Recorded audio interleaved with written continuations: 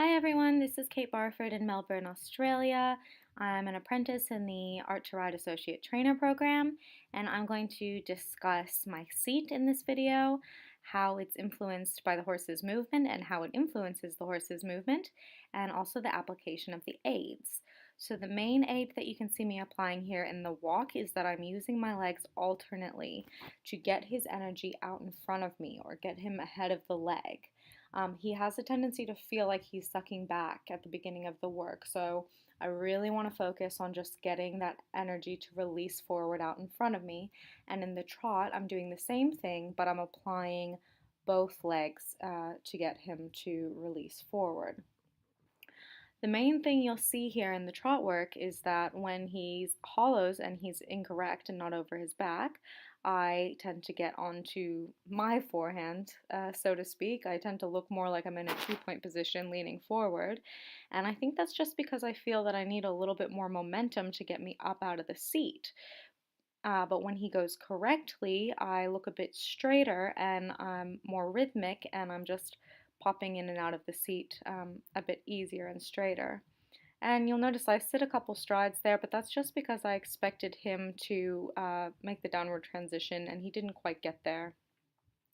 And once again here, I'm just asking him to open up that walk by using my legs alternately. I'm not doing much with the reins unless he tries to avoid the contact. I might make them wide. You'll notice when he is correct in the walk, my hips really tend to swing when he lifts his back, and when he doesn't lift his back, I tend to look a little bit more rigid. Okay, here we're changing directions. There I'm widening my hands because he's not quite finding the stretch straight away, so I'm going to help him by just maintaining contact, and once again by asking him to get more active by using my legs alternately here. And my shoulders tend to get a little bit rounded in the walk, so I need to think about putting my shoulder blades back and stretching up through my back and my head and just focusing on my posture there.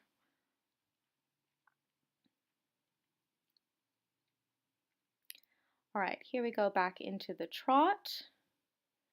One thing that I've really changed about my seat in the trot recently is that I'm trying to rise more off my inner thigh and keep more inner thigh contact, and that really stabilizes my seat. So when he hollows like he is there, I just focus on stabilizing my seat, engaging my core, rising off my inner thigh, making my reins wide like I did there if I need to help him find the stretch.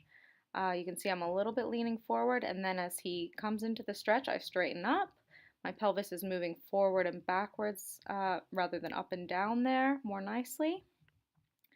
Here he's cutting the corner, avoiding that cat that jumped up on the round yard, and he really gets off balance and throws me to the inside. But as we come around this long side again, we stabilize and my position looks nicer there. I'm happy overall with where my leg is sitting. It's a lot improved from the previous time I saw myself on film. It's not being thrown forward anymore. It's staying pretty nicely aligned with my hip. Here again, he's cutting that corner and I'm falling to the inside. I need to stretch into my outside leg and stabilize my seat.